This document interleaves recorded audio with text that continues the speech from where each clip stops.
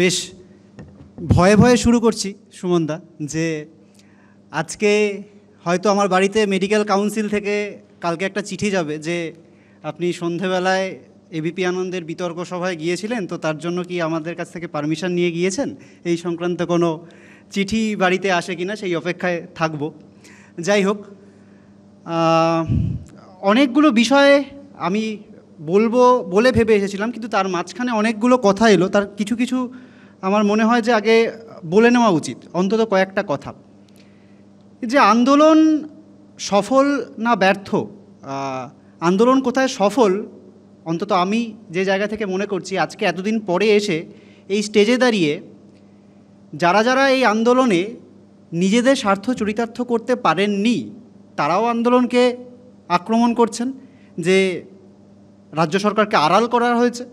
আবার যারা সরকারের পক্ষে রয়েছে তারা একটা রীতিমতো মানে বিচার নিয়ে আজকের এই বিতর্ক সভা, সেই নিয়ে 2 মিনিট কথা বলে 8 মিনিট লিখিত আকারে একেবারে ভিত্তিহীন কিছু অভিযোগ ছুড়ে দেওয়া হলো।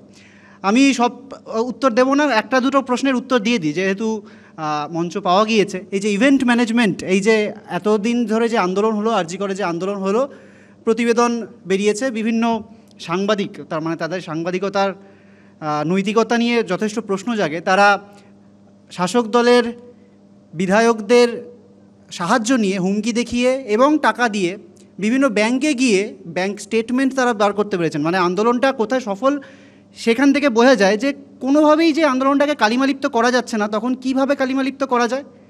যে দলের লোকেরা ইলেকটোরাল বন্ডে কোটি কোটি টাকা নিয়ে দুর্নীতি করছে, যে এই যে সন্দীপ ঘোষ, আশিস পাণ্ডে, আজকেই সিবিআই চার্জশিট পেশ করতে পারছিল না আর্থিক দুর্নীতির জন্য, কেননা রাজ্য সরকার তার এনওসি দিচ্ছিল না, আজকে দিতে বাধ্য হয়েছে, সে খবর আমরা আগে পেয়েছি। যে আশিস পাণ্ডে, যে কিনা আরজিকরের তৃণমূল ছাত্র পরিষদের নেতা, ছাত্র নেতা, এবং সন্দীপ ঘোষ সবাই জানি তাই সে কতটা প্রভাবশালী, শাসক দলে কতটা ঘনিষ্ঠ, তারা হচ্ছে টেন্ডার, ওষুধ থেকে শুরু করে, মৃতদেহ থেকে শুরু করে, হাউস টাপশিপের সিট বেচাকেনা থেকে শুরু করে কোটি কোটি টাকার দুর্নীতি করেছে। সেই লোকগুলো আমাদের টাকার হিসেব চাইছেন।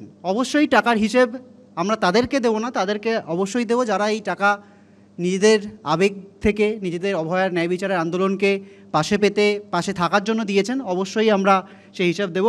অডিটের কাজ চলছে, সব কিছুই চলছে। আমি জাস্ট একটা কথা ছুঁয়ে যাচ্ছি, এই যে ইভেন্ট ম্যানেজমেন্ট, এই কথাটাকে বলে একটা সেন্সেশনাল হেডলাইন তৈরি করার চেষ্টা হচ্ছে। ইভেন্ট ম্যানেজমেন্ট সংস্থা, আপনারা জানেন যে এই গোটা 5 মাসে ঠিক কতগুলো মিছিল, কতগুলো সভা, কতগুলো অবস্থান মঞ্চ, কতগুলো মানে অনশন মঞ্চ থেকে শুরু করে কত কত জিনিস অ্যারেঞ্জ করা হয়েছে। এবং প্রত্যেকটা জায়গায় যে লোকাল ডেকোরেটার্স, তাদেরকে কিভাবে পুলিশি হয়রানির মুখে পড়তে হয়েছে আপনারা সবাই জানেন। প্রত্যেক যে লোকাল ডেকোরেটার্স, তাদের থেকে শুরু করে তাদের ম্যাটাডোর আটকে, তারা গরিব, মানে তারা হয়তো আন্দোলন মানে সমর্থক তো দূরের কথা, তারা একদম পেশার জায়গা থেকে ডেকোরেটার্স, বাঁশ নিয়ে যারা আসছেন, যারা পোস্টার ছাপাচ্ছেন, পোস্টারের প্রিন্টিংয়ের দোকান থেকে শুরু করে সব জায়গায় তাদেরকে পুলিশি হয়রানি করা হয়েছে, তাদেরকে আটক করা হয়েছে, ভ্যান চালক তাদেরকে আটক করা হয়েছে, তাদেরকে যে আইনি সাহায্য সেটাও আমাদের ওই টাকা থেকেই করা হয়েছে, চিন্তা করবেন না সেই গরিবদের। তো সেই জায়গা থেকে তখন আমাদের সুযোগ ছিল যে এই যে লোকাল ডেকোরেটার্স, আমরা তাহলে একটা স্টেজও বাঁধতে পারতাম না, আমাদের একটা মিছিলেরও ওই ফ্লেক্স মানে প্রিন্ট করাতে পারতাম না, যদি না আমাদের কোনো এই ধরনের কোনো সংস্থা যারা এই কাজ করতে অভ্যস্ত তাদেরকে দিয়ে আমরা করাতে পারি। তো সেই ইভেন্ট ম্যানেজমেন্টের মানে এইটা, সেইটা থেকে কি বলা হচ্ছে যে ইভেন্ট ম্যানেজমেন্ট মানে যারা নাকি সিনেমা বানায়, সিরিয়াল বানায়, সেই জন্য গ্লিসারিনে, আমি দেখেছি সংবাদপত্রে হেডলাইন যে আসলে এটা আন্দোলন ছিল না, ওরা তো ওই ইভেন্ট ম্যানেজমেন্টের টাকায় গ্লিসারিন কিনে গ্লিসারিনে চোখে লাগিয়ে কান্নার নাটক করছে। অবশ্য এটা মানে খুব যে আমরা খুব আশ্চর্য হয়েছি এটাতে, এটা নয়। যারা অভয়ার মা বাবা, শোকসন্তপ্ত মা বাবা, তাদেরকে মানে তাদের যে কুরুচিকর ভাষায়, কদর্য ভাষায় আক্রমণ করছেন, সেখানে আমরা তো কোন ছাড়, আমাদের তো আক্রমণ করা হবেই, এইভাবেই আক্রমণ করা হবে। তো ফলত সেই, যাই হোক, এই প্রসঙ্গ আমি আপাতত রাখছি। আমি যে প্রশ্নটা, বিচারের প্রশ্নে যে কথাগুলো বলার, যে এখন একটা বিতর্ক এইভাবে চালানোর চেষ্টা হচ্ছে যে সঞ্জয় রায় ফাঁসির দড়িতে লটকাবে নাকি আমৃত্যু জেলে পচবে, এইটা নাকি ন্যায় বিচারের মাপকাঠি। আমরা মনে করি না এটা ন্যায় বিচারের মাপকাঠি হতেই পারে না। অভয়ার সাথে, অভয়া একজন মহিলা স্বাস্থ্যকর্মী, তিনি তার কর্মক্ষেত্র কলকাতার প্রাণকেন্দ্র আর.জি. কর, সেখানে তার অন ডিউটি অবস্থায় তার সাথে এরকম মর্মান্তিক একটা খুন ধর্ষণের ঘটনা হলো, তাকে সুইসাইড বলে চালানোর চেষ্টা হলো, তথ্য প্রমাণ লোপাটের চেষ্টা হলো। বলছেন যে তথ্য প্রমাণ লোপাটের চেষ্টা নাকি হয়নি। সিবিআই সাপ্লিমেন্টারি চার্জশিট কেন দিতে পারেনি, এর পেছনে কী খেলা রয়েছে? দেশের সর্বোচ্চ তদন্তকারী সংস্থা, সে কি নেহাতি মানে অকর্মণ্য অপদার্থ, নাকি এত বেশি প্রভাবশালী মানুষেরা এর মধ্যে যুক্ত রয়েছেন যে ওপরে ওপরে কোনো সেটিং? একদম শুরুতেই বক্তা জহরবাবু বলতে গিয়ে বলছিলেন যে আমরা জানি না, আমরা বলছি না সেটিং, কিন্তু মনে হচ্ছে যে তথ্য আসছে সেটা তো সেই দিকেই নির্দেশ করছে যে যদি না হয়, তাহলে যদি আপনার কাছে তথ্য প্রমাণ না থাকে, তাহলে 90 দিন একটা কলেজের প্রিন্সিপাল এবং একটা থানার ওসিকে আপনি গ্রেপ্তার করে রাখলেন কি হিসাবে?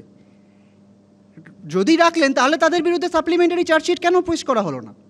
অভয়ার ন্যায় বিচার, সঞ্জয় রায়ের ফাঁসি না আমৃত্যু কারাবাস, এটার মাপকাঠি নয়। মাপকাঠি এইটা যে সেন্স অফ জাস্টিস কখন হবে? যখন এই রকম একটা মর্মান্তিক ভয়ানক ঘটনায় যারা যারা প্রত্যেকে প্রত্যক্ষ এবং পরোক্ষভাবে যুক্ত, কে কারা কিভাবে কেন এই ঘটনা ঘটালো, প্রত্যেকে দৃষ্টান্তমূলক শাস্তি পাবে, তবে হবে ন্যায় বিচার।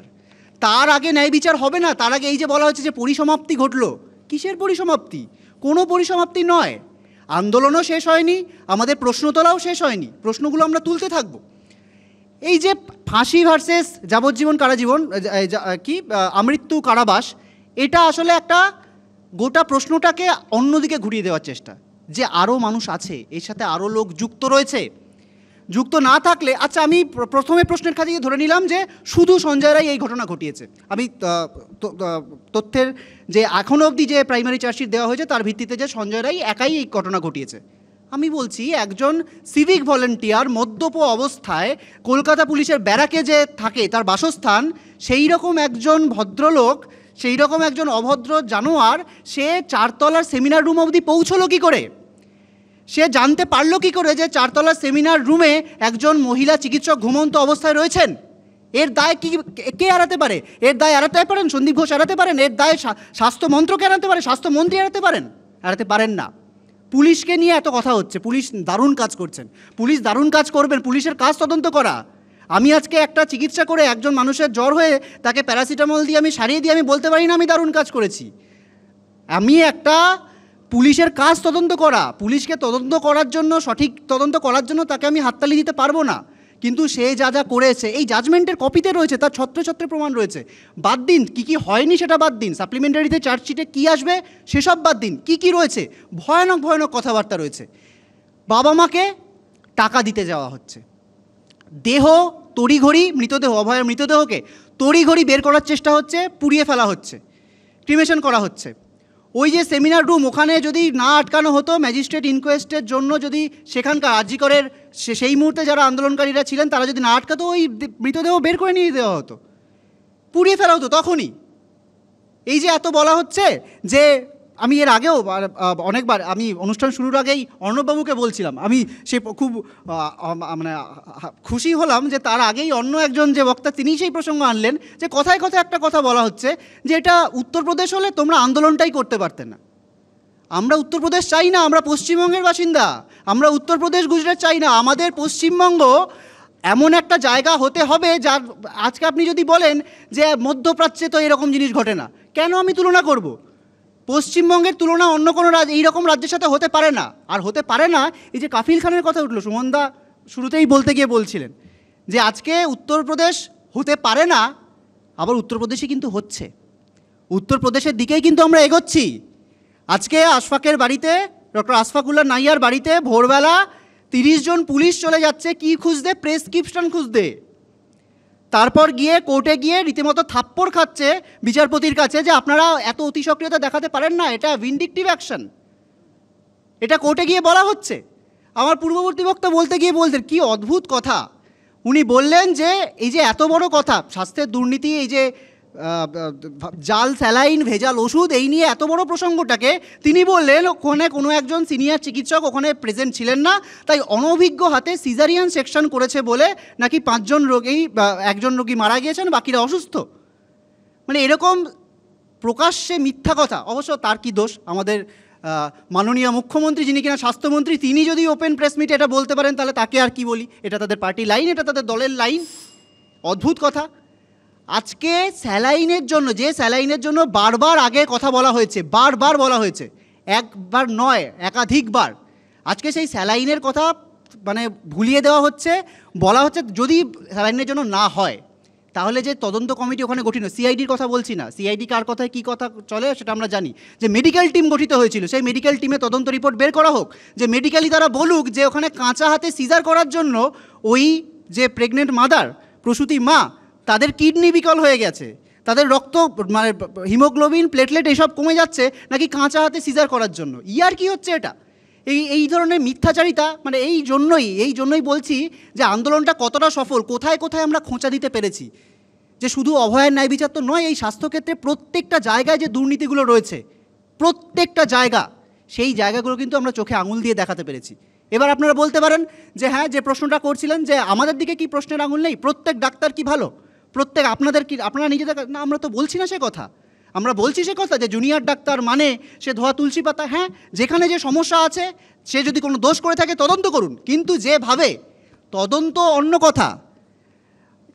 সুদীপ্ত রায়, ডব্লিউবিএমসি মেডিকেল কাউন্সিলের সুদীপ্ত রায়, তার এক নার্সিংহোমে এই যে আরজি করের, তারা পাশ করেনি, তারা গিয়ে সেই নার্সিংহোমে তারা এমবিবিএস পাশ করেনি, তারা গিয়ে কিন্তু চিকিৎসা করে। ভয়ানক ব্যাপার। তখন কোনো এফআইআর হয় না। আজকে বলা হচ্ছে যে আশফাক নাকি কোথায় এমএসইএনটি লিখে সে নাকি প্রেসক্রিপশন করেছে। তার সে মানে হ্যাঁ, টেকনিক্যালি এটা ভুল, টেকনিক্যালি এটা অপরাধ, কিন্তু আমি বলছি যে এই যে জিনিস যদি ও করে থাকে, যদি তদন্তে প্রমাণিত হয়, প্রমাণ হোক যে এটা ও নিজে ছাপিয়ে, একটা প্রেসক্রিপশন নিজে ছাপিয়ে আমি এমএস পিজিটি এই বলে হচ্ছে সে প্রচার করে বেরিয়েছে এবং অর্থ উপার্জন করেছে, প্রমাণ হোক, সে তো আইনের পথে চলবে। কিন্তু যেভাবে ভিন্ডিকটিভ আচরণ করা হচ্ছে, আশফাককে, কিঞ্জলকে, অনিকেতের নামে মানহানির মামলা করা হয়েছিল, তা সে নোটোরিয়াস ক্রিমিনাল বলেছিল বলে। তো ফলত এইগুলোই বিষয় যে প্রশ্নগুলো যত আমরা করতে থাকবো, আমাদের টুটি চেপে ধরার চেষ্টা চলবে। এবং কাদের টুটি চেপে ধরার চেষ্টা চলবে? যারা আমরা আন্দোলন করেছিলাম, যারা এই আন্দোলনে আছি, যারা এই প্রশ্নগুলো করছি। আজকে Kolkata police, CBI, supreme court, আমি শেষ করব, খুব বেশি সময় নেই, আমি শেষ করব সুপ্রিম কোর্টের একটা প্রসঙ্গ দিয়ে, যে এই যে যখন ঘটনা ঘটলো, যখন ভয়ানক আন্দোলন, মানে তখন সে সময় মানে প্রত্যেক দিন মানে রাত জেগে মিছিলের পর মিছিল, সেই ওই শ্যামবাজার, ওই আরজিকর মানে ছেয়ে আছে মানুষে। সেই সময় সুপ্রিম কোর্ট হন্তদন্ত হয়ে, সুমতো হয়ে, শতপ্রণোদিত হয়ে একটা ওই কেসটা নিলেন। অথচ এখন কি দেখা যাচ্ছে? এখন দেখা যাচ্ছে, আমরা তো বলতে পারি না যে প্রধান বিচারপতি কে হবেন তার ওপর নির্ভর করবে যে মানে বিচার পদ্ধতি কীরকম হবে। সুপ্রিম কোর্ট একটা প্রতিষ্ঠান, তাকে একটা প্রোটোকল মেনে চলতে হয়। সে কেন এরপরে এইরকম একটা সেন্সিটিভ ঘটনাকে ডেটের পর ডেট দিয়ে পিছিয়ে যাচ্ছেন? আমাদের প্রশ্ন থাকবে। আমরা বিচার ব্যবস্থার উপর আস্থা রাখতে চাই, অভয়ের মা বাবা চান, আমরা চাই, সাধারণ মানুষ রাখতে চান, কিন্তু এই সুপ্রিম কোর্ট থেকে শুরু করে, সিবিআই থেকে শুরু করে, কলকাতা পুলিশ থেকে শুরু করে, প্রত্যেকের যে আচরণ, ব্যবহার, তাদের সবটাই কিন্তু এই বিচার ব্যবস্থার প্রতি একটা আস্থা বড় রকম ধাক্কা খাচ্ছে। এটা কিন্তু একটা গণতন্ত্রের জন্য সঠিক দিক নয়, ঠিক জায়গা নয়। একটা গণতান্ত্রিক দেশে বিচার ব্যবস্থা, সুপ্রিম কোর্ট, তার প্রতি আস্থা যদি ধাক্কা খায় এরকম, আগামীকাল আমাদের নজর থাকবে, আগামীকাল সুপ্রিম কোর্টে হিয়ারিং, তা অভয়ের মা বাবা আলাদা করে অ্যাপিল করেছেন, সেখানে হাইকোর্টে যাতে এই কেসে ফার্দার ইনভেস্টিগেশন সহ আরও নানা প্রশ্ন তুলে তারা আইনগতভাবে লড়াই করছেন, সেই লড়াই আমরা তাদের পাশে আছি। আমাদের নজর থাকবে সুপ্রিম কোর্টের প্রতি, যে কালকে ঠিক কী হিয়ারিং হয়। প্রথম দিন থেকে আমরা দেখেছি যে এই যে বিচার ব্যবস্থার প্রতি আমরা আস্থা রাখতে চাইছি, মা বাবা আস্থা রাখতে চাইছে, সেই জায়গাটা কিন্তু আমরা একটা গণতান্ত্রিক দেশের বাসিন্দা হিসেবে সেই জায়গা যদি এই মানে আস্থাটা ধাক্কা খেয়ে যায় না, তাহলে সেটা গণতন্ত্রের পক্ষে ভালো নয়। হতাশা অন্য জিনিস। হতাশা যখন রাগে পরিণত হয়, হতাশা যখন ক্রোধে পরিণত হবে। আজকে অনেকে খুব খুশি আছেন যে আন্দোলনের যে দাবানল ছিল তা বুঝি স্তিমিত, কিন্তু আমরা প্রতিজ্ঞা করছি যে এই আন্দোলনের আগুন কিন্তু আমাদের বুকে রয়েছে, দিকি দিকি জ্বলছে, এবং এই আগুন কবে আবার দাবানলে পরিণত হবে তার খোঁজ কিন্তু যারা আজকে মুচকি হাসছেন, জিতে গেছেন ভেবে, তারা রাখতে পারছেন না। এটুকুই। ধন্যবাদ।